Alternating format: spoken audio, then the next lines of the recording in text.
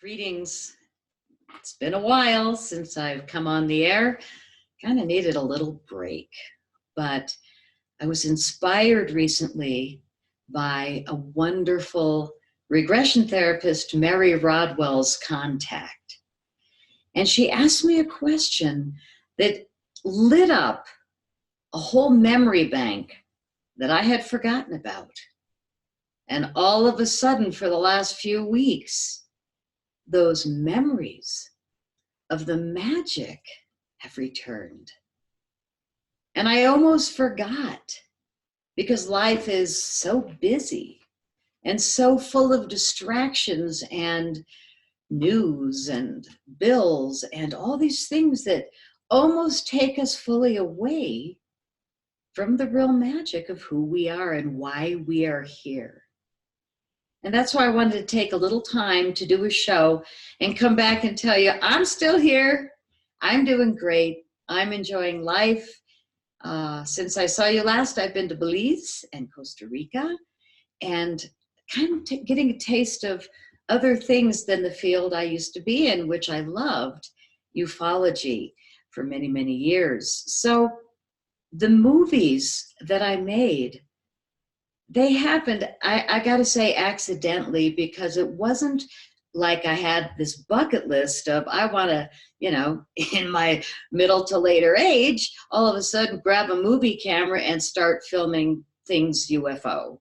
That was not a part of my thinking, actually, before, the day it all began. But Mary Rodwell, God bless you, Mary, she wrote to me, and then we got on Skype. And she threw me for a loop because she said, I'm doing a new book. And one of the chapters I'm talking about orbs. And I remember from your regression that you had this incredible orb experience. And I'm listening to her on Skype and I'm starting to go, oh, shudder, because I had forgotten. And she asked me to remember and to, be a part of this conglomeration of people's experiences, which I so appreciate her invitation. So the main thing was, it was a trigger for my mind to release those memories again. And I have been like this ever since because I almost forgot. And I'm here to remind you that no matter what you're going through, and oh my God, people are so being tested right now, and I don't mean to laugh. It's not funny. I mean, most of the people I care about are having experiences that should be in these books, like how we got through this piece of history, how we got to the other side. And I'm here to tell you that if you can remember the magical, wonderful, joyful things of your life, and remember the lessons you learned from them, you're going to start hearing those little voices again, not the crazy voice, but the voice of your higher self saying, go here. And then something great might happen, or call that person and just say, and you'll be blown away by what you hear. And that's how I made 8 films in the course of 10 years. On my own, pretty much.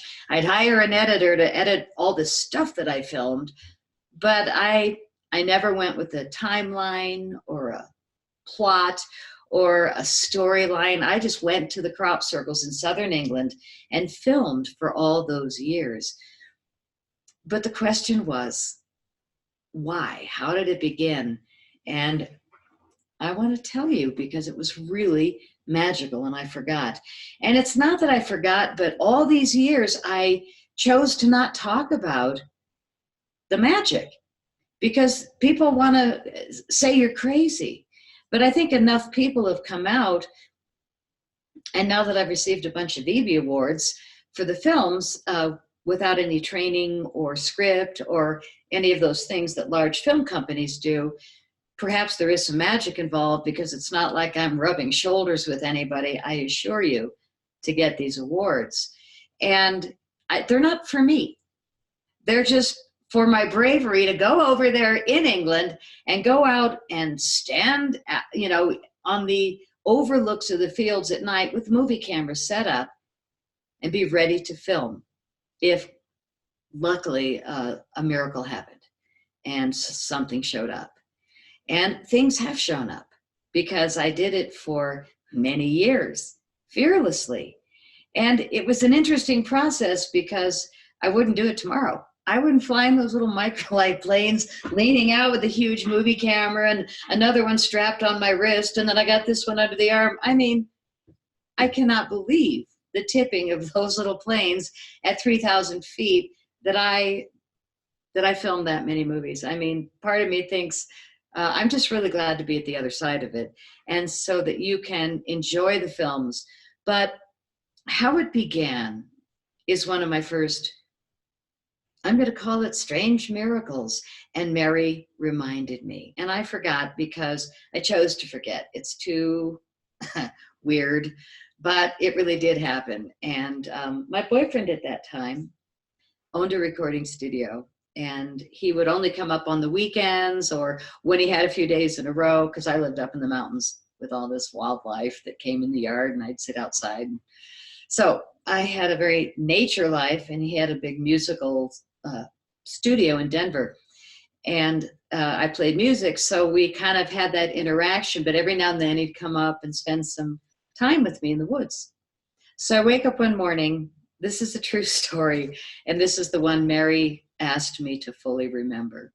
And it's such a trigger that I wanted to share it with all of you, because I swear you got to crack your memory bank and get back into the magic, because you got to hold your faith. We got to get to the other side of these difficult times where it seems like, don't say anything, but difficult times for everybody. You get your own chapter of how it shows up for you. So when I was reminded of this, it gave me a lot of joy. I wake up in the morning, and my boyfriend was nose to nose on my face.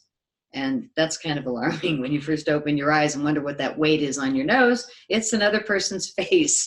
And so I was like, whoa, good morning, what? And he was so relieved to hear me speak. And I was like, good morning, what's going on? And he said, oh my God, I'm glad you're back. And I was like, back from what? I just woke up, He said, do you remember what happened? Do you remember what you said in your sleep last night?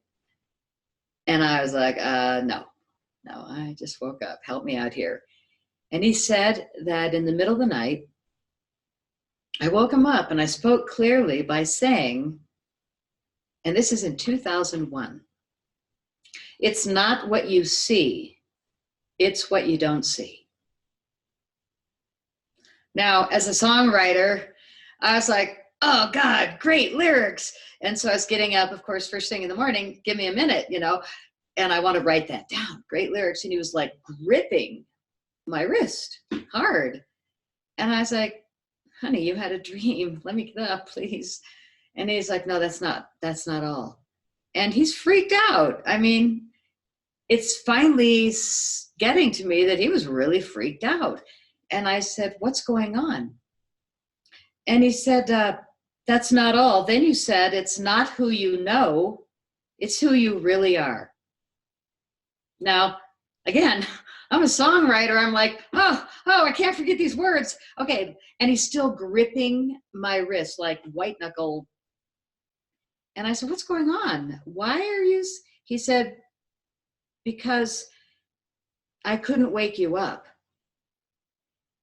I couldn't wake you up, and I shook the bed so hard that I'm going to imagine that there's probably some chunks of plaster on the floor behind the headboard, because I shook you really hard and I was yelling, wake up, and you wouldn't wake up. Now, I said, why would it be so alarming if I spoke in my dreams some wonderfully profound words that need to be a song someday? And he said, oh no, that's not all. So this was the line that kept being, it's not all. So I got this house in the mountains, nice yard, lots of wildlife, big mountain. And he said it looked like two headlights came behind the house, and they did a U-turn and came toward the bedroom. And I watched this happen, and I realized it's a solid rock mountain. There's no road. Those aren't headlights. Okay, we're still first thing in the morning for me. He's been up all night, like freaked out. So I'm still thinking it's a dream. And he said, the first white light came through the wall of your bedroom and circled the ceiling really slowly. And I watched it go out the lower living room window through the hallway first. And I shook you so hard because I know you feed the deer and all those things. And, you know, the fox said, but what was that? He's like, is this another one of your little wildlife pets, friends? You know, and I'm like, what are you talking about? You had a dream. Let me get up. I love the lyrics, so I got to go write it down. I'm not getting it. So he's totally in shock. And then he said, but the second ball of light. And I'm like, ball of light? And he said, it came through the wall. This is before I knew any of this. It was white like the other one, but it came through the wall. He said it was bright lime green like a glow stick. And he said, I know I shook you hard enough to have chipped the wall because you weren't there. I couldn't get you to wake up. I wasn't sure what was going on, and I wasn't going to leave. So first thing in the morning, 2001, way to lose a guy, but that was an amazing night. And he said that green one, bright as a glow stick, slowly circled the ceiling in the same direction, but it went through the hallway and out an upper window instead of the lower living room window. And I had grand piano and harps and all kinds of musical instruments. So whatever it was, both of them came through the house, through the music room, and he watched them go out the window, and I didn't see a thing, or so I'm listening like, I can't tell if you're crazy, if you had a dream, or if I'm jealous. I mean, like, what? Why you, not me? I'm the one, you know, that does all this, whatever. And, you know, he runs a music studio, music, of course, you know, direct link to your heart and to the heavens or whatever, you know, but he's lives music. So I'm thinking this whole thing is a gift for him. And I got left out, you know, I was kind of like, for a few years. So interestingly enough, I'm the one that made all the UFO movies. Who knew? I certainly didn't plan it, but I had forgotten that those words, it's not what you see, it's what you don't see. I had a little girl come into my boyfriend's studio, a little 3-year-old, and she said those words, it's not what you see, it's what you don't see. It's not who you know, it's who you really are. And she's just a little teeny girl, and she said it with the sweetest angelic voice. I think her name was Angelica. And I realized after Mary reminded me of all this, that those lyrics, the top of that song where I played all this harp, and that child said those words at the beginning of almost every movie I made. I had forgotten. Until the last few months, I'm up in the snow and the woods. So I started watching my movies. I've got a few of them behind me because I opened them back up again and started watching my crop circle movies. And in the beginning, there's that line, that reminder that I had forgotten about all these years, the magic, the trigger that woke up my brain was my boyfriend. He got to see it. I didn't. So a few years later, I'm in Glastonbury at the Crop Circle Symposium at the end of summer. And I was fortunate enough that I had made a movie, 2012, we're already in it. I filmed it in 2008, so we were ahead of our time talking about the changes that we are in now. And they're, 6 years later than what we expected, but still, these transformations are happening and there ain't no turning back. And I think that the hardest and worst confusing times now are because our news and our media have slipped. And when we have this much fake news penetrating our brains, no matter what we listen to, all of us are splintered now because we don't know which one is real anymore.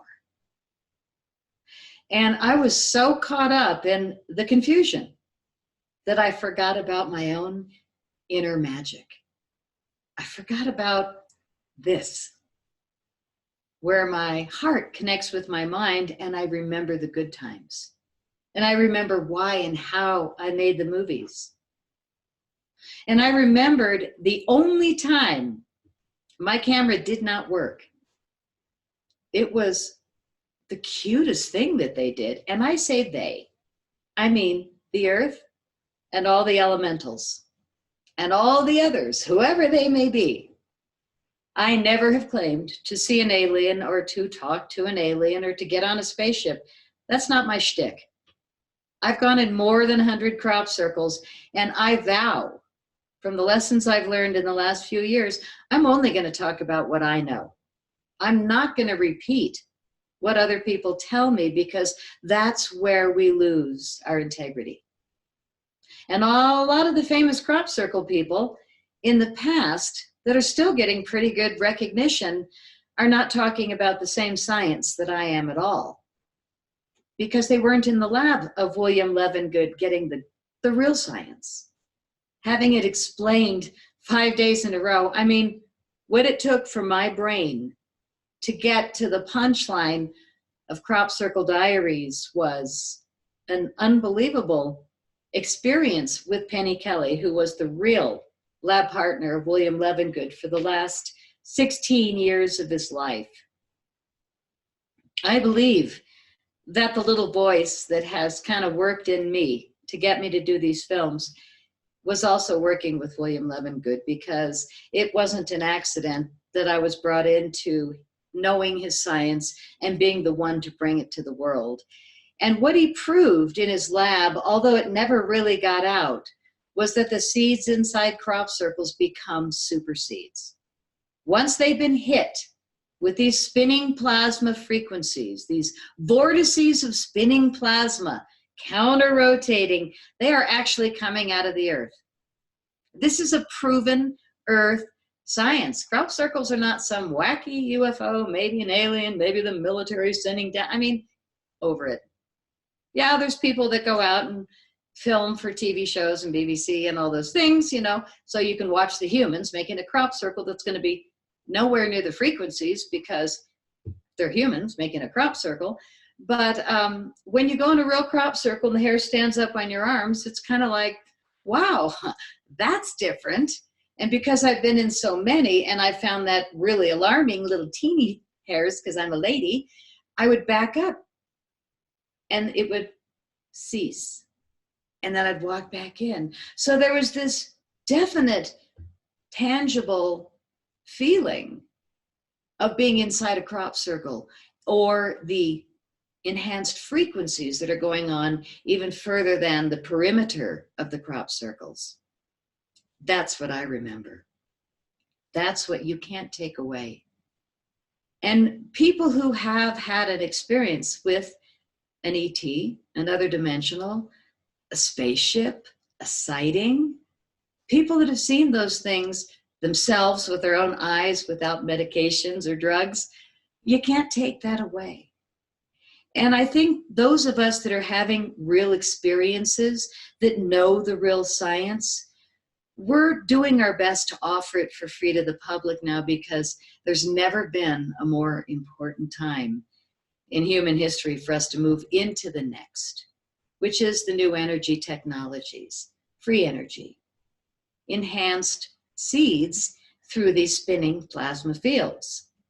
So it took Penny 5 days to explain to me spinning plasma vortices coming out of the earth, creating crop circles. I mean, come on, how does that happen? And I want you to watch Crop Circle Diaries for free. My website is cropcirclefilms.com, films with an S, .com/free. And you can watch 4 different movies that I've made, my 4 most recent ones that I think are the most important. And Crop Circle Diaries is the peak of everything I learned at Penny Kelly's house. I didn't leave for 3 weeks. I went back to go to William Levengood's wake a year after he died.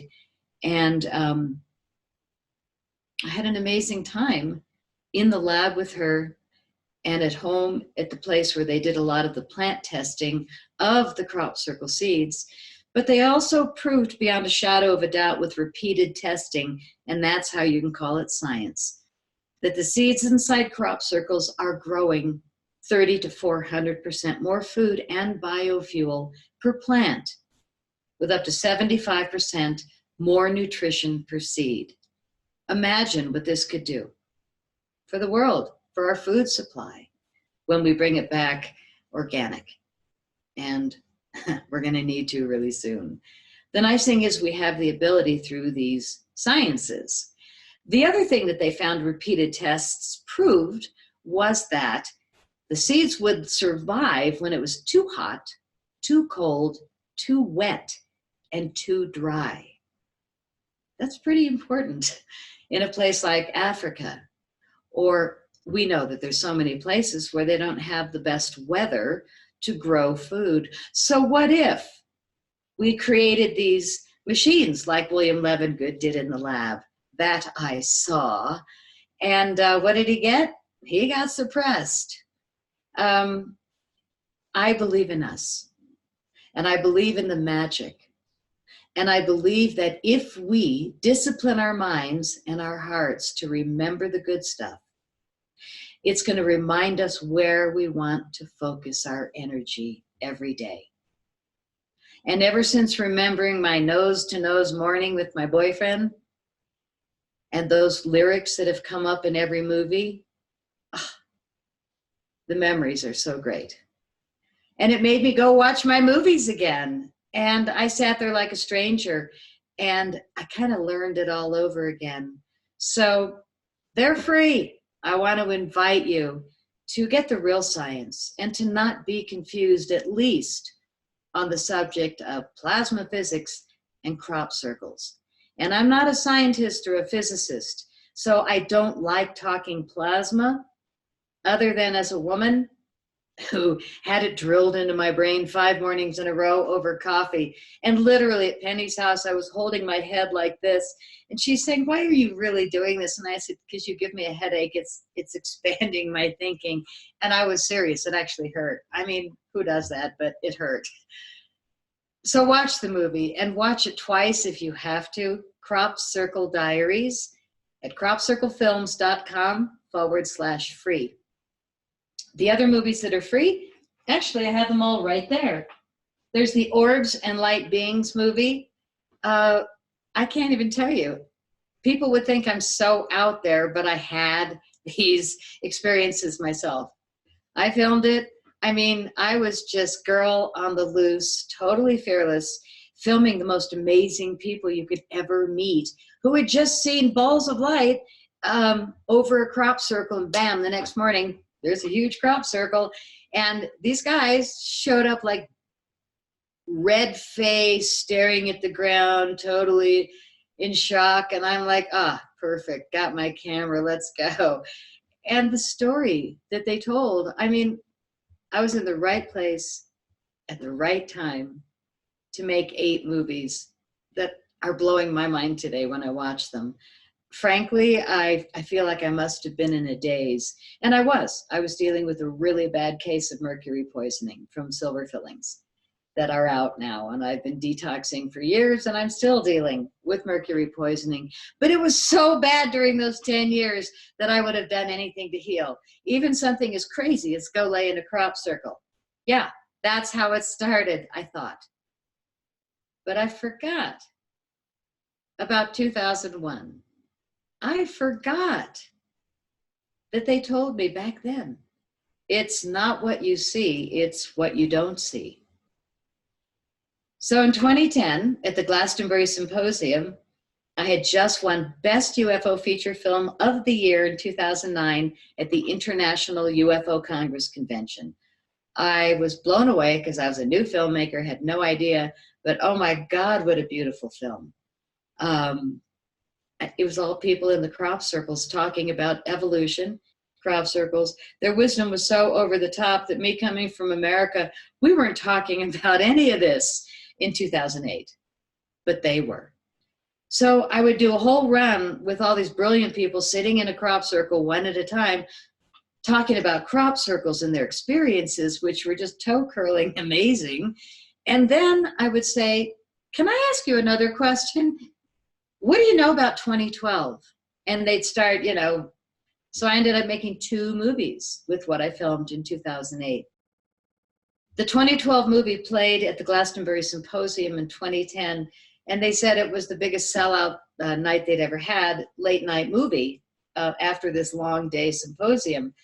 And at the end, I got up and I said, thank you. You know, I told them a little bit about the magic. And at the end, Mary Rodwell came up to me, and I'd never met her, but she said, I listened to you, I watched your film, and you don't get it, do you? I'm like, get what?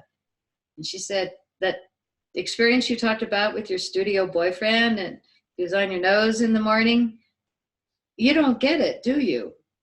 And I mean, it's been a long day. I've been in crop circles in the morning. I've been to symposium all day, showed my movie at night, and Mary hits me with, you don't get it. I'm like, yeah, probably not. I'm really tired.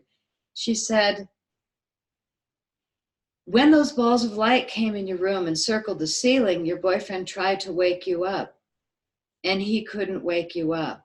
Did you check the floor and see if, in fact, there were bits of plaster? And I said, yeah, as a matter of fact, I did. And both sides. There was chunks of plaster on the floor, and I had to have the wall fixed. Yeah, he freaked out. And she said, you don't get it still. And I'm like, no, what? Talk to me. Now, I've already made 4 movies in 2 years by myself with no training. And it's not like I'm brilliant or great with the camera. I couldn't tell you today the name of any of the parts except lens and door that opens, zoom. I mean, seriously, I am not a master of the camera, but I did make pretty amazing films because I can tell a story truthfully, and I can also take myself to the place where the best people on earth talking about these things really are. And I didn't film anybody unless they were there year after year with me, laying in those fields day after day. And so the people that I introduced, they're all still crappies. They've all had incredible experiences. But when this all began in 2001, at the turn of this century, realizing that we're in a whole new century, and oh my gosh, 2001. So I listened to Mary Rodwell, and she said, let me tell you what happened, and then let's see if you want to do a regression tomorrow in Glastonbury. And so she told me that he was there to experience and to tell me about the balls of light, and that he couldn't awaken me. But the reason that I didn't remember was because I had been taken. Try that one on the first time somebody says it to you who has done hundreds, if not thousands, of regressions with people who think or maybe did or didn't. And whoa. So I did a 3-hour regression with Mary Rodwell the next day in Glastonbury, and I got the whole lowdown. And I remembered where they took me. I remember what it looked like, the colors. It was underwater, but I could breathe. We went into this room that were unbelievable pillars, absolutely gorgeous. A friend came up to the house, and she wanted to show me this amazing work of an artist, Ariel Ali, E-R-I-A-L-A-L-I. You got to look up his work, Ariel Ali. So she opens up her computer, and I start looking at these photos, and I was like, my body started shaking, the tears. This is in 2012, now 2 years after my regression, remembering going to this underwater crystal castle thing that I'd never seen before or since. And she opens up to this artist's work, and there it was, the crystal castle. And it was it. It had the 5 pillars and the star on top, and the colors, which I don't hardly ever see this lifetime, but Ariel uses them.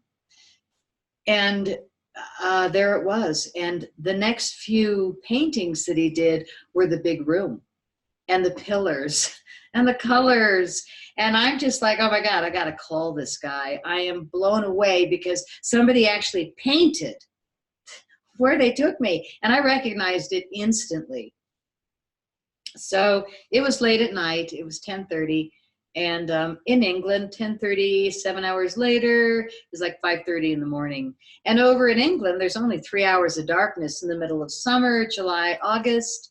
So, 2:30 to 5:30, they're laying crop circles. That's the only dark time they have to whatever. I don't even want to go into the science. It's overkill for one show. But I do want to say that I woke up the next day. I made my coffee. And I belong to a website called cropcircleconnector.com. And cropcircleconnector.com shows every new crop circle within a day after it shows up and is documented by someone with photos, with ground shots, with comments of what it's like on the ground. So it's really, I would highly recommend, it's a good thing to join because you get to be upkept on crop circles happening around the world that are reported. They have to be documented to make it on their website.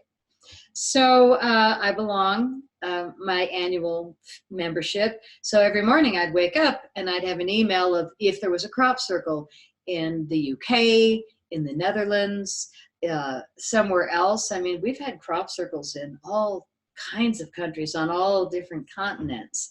But most documented anywhere on earth is Southern England. The area is called Wiltshire. And for that reason, that's where I went 8 years out of 10 when I was doing all that filming.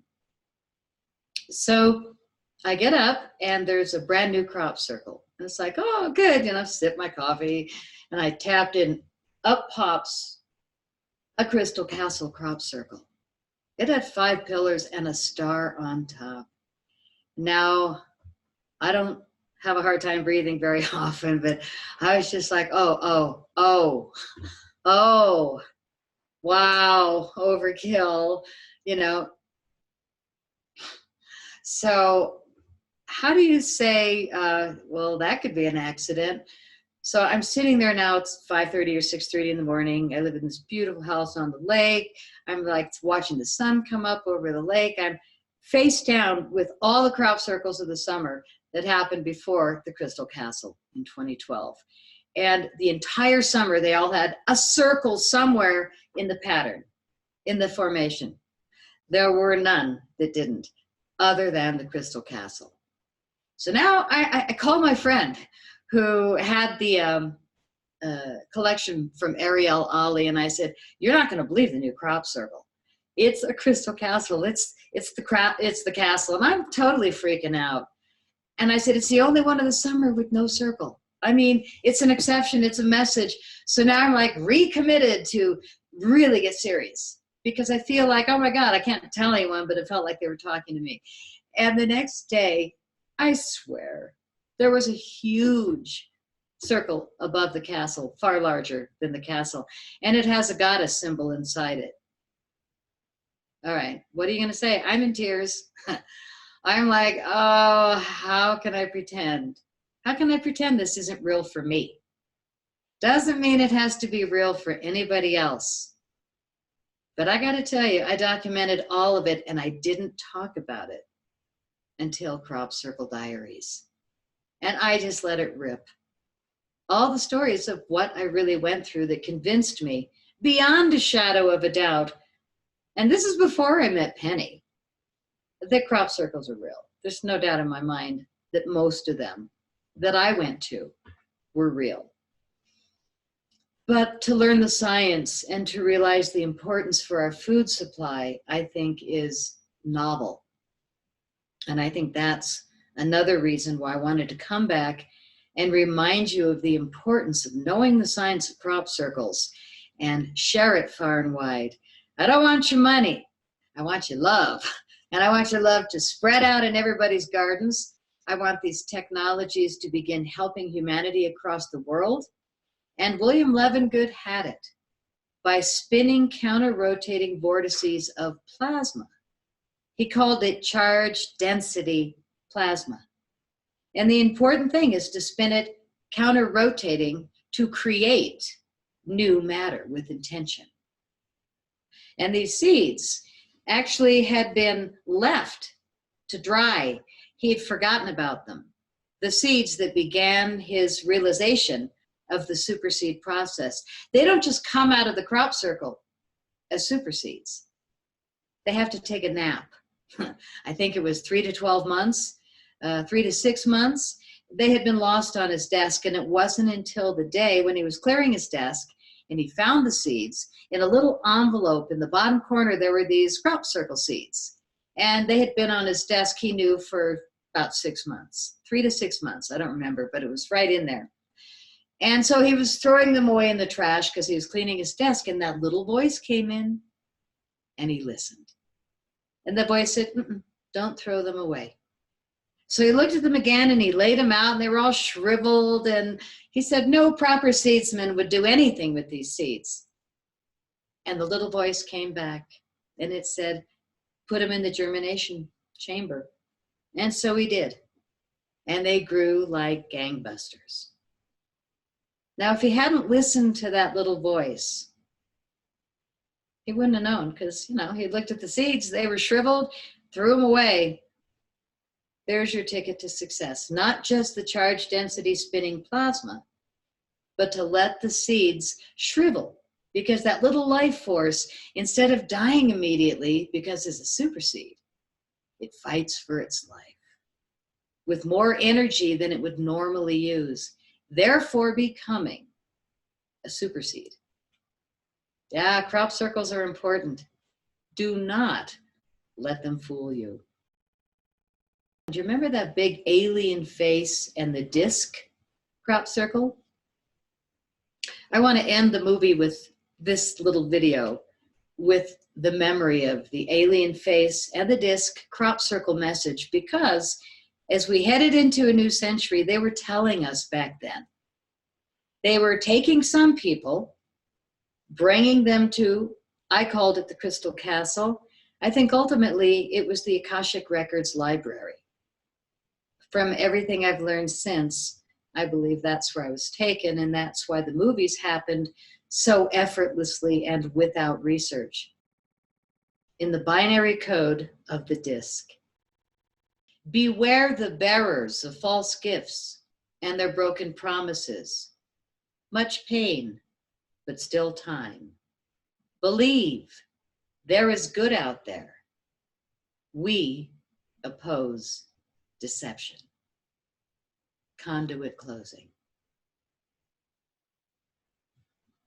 And with that, I bid you adieu, and I remind you to remember your magic and to have more fun today and tomorrow, and have all the faith you can muster up, because our field of plasma, our thoughts create our reality. You know what? Those thoughts, that plasma field that is us, goes out from us everywhere. So as you go out in a beautiful mood, smiling at everyone, you'll see people smile back, won't you? But if you go out and you're pissed off, you're going to attract that. So it's not just words, and it's not just what you see. Keep in mind, it's not what you see, it's what you don't see. And when you start seeing with your inner eye, listening with that higher dimensional ear, you're going to be able to move your life forward so much quicker and help so many people. Thank you.